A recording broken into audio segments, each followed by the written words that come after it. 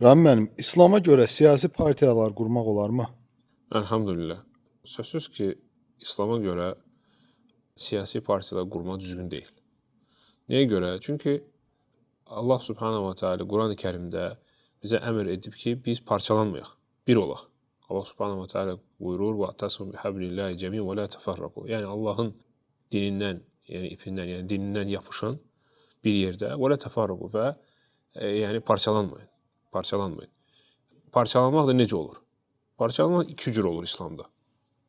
Ya dinə bir yenilik gətirəndə, bidət gətirəndə müsəlman cəmiyyətini parçalayırsan, ya da ki dövlət başçısına qarşı çıxanda, yəni ona qarşı çıxanda istər silahlı müqavimət olsun, istər qiyamlar olsun və ya yaxud da siyasi.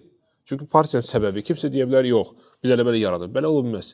Siyasi partiyanın məqsədi hakimiyyətə gəlməkdir və yaxud da hakimiyyət təsir eləmək. Yəni bu hər bir partiyanın məqsədidir. Aydındır. Ona görə İslam bunu qadağan edir. Çünki bu İslam cəmiyyətini parçalayır bir və ikincisi də dövlət başçısına qarşı qiyamdır. Yəni çıxışdır, xurucdur. Peyğəmbər sallallahu əleyhi və səlləm də bizə əmr edib ki, biz birinci bölünməyək. Peyğəmbər sallallahu əleyhi və səlləm buyurub: "Mən faraqa el-cəma'a şibran fəmətə mətəməkdir cahiliyyə." Ki, cəmaatdan kim çıxıbsa, hətta biraz da olsa çıxsa cəmaatdan, o ölsə cahillik ölümü ki olar.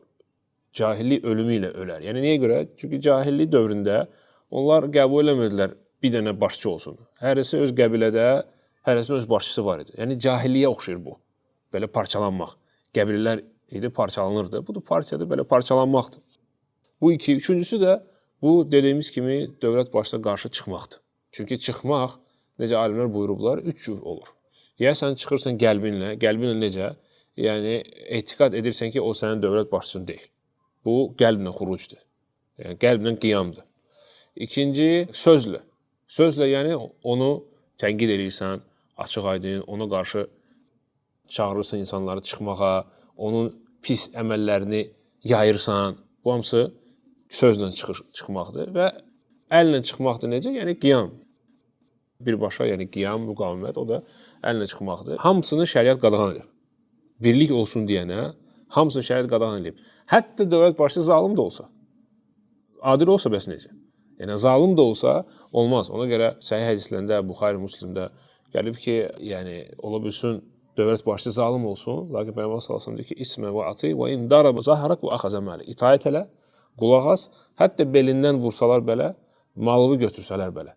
Yəni haqsız belin vursalar və haqsız malını götürsələr səbir elə. Səbir elə. Ona görə müsəlmanlar bir olmalıdırlar, birliyə çağırmalıdırlar və dövlət başçıya qarşı heç vaxt çıxmamalıdır. Hətta zalım olsa belə.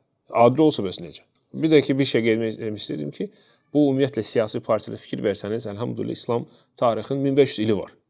Heç vaxt belə şey olmayıb. Yəni bu bizə qərbdən gələn ənənədir. Qərbdən gələn belə deyək, yenilikdir və pis yenilikdir. Yəni fikir versəniz, o yerdəki çoxlu partiyalar falan var. Yəni çox vaxt stabillik olmur. Xüsusən düşmənlər də bundan istifadə edirlər. İstifadə edirlər ki, müsəlman ölkələrində sabitlik olmasın və onlar dövlət başçısının ətrafında birləşməsinlər və parçalasınlar. Allah da yaxşı.